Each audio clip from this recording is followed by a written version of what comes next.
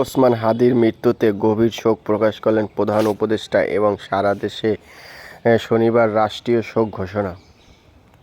শরীফ ওসমান হাদীর এই অকাল মৃত্যুতে আমি গভীর শোক ও দুঃখ প্রকাশ করছি। শহীদ শরীফ ওসমান হাদীর অকাল মৃত্যুতে আগামী শনিবার একদিনের রাষ্ট্রীয় শোক ঘোষণা করছি।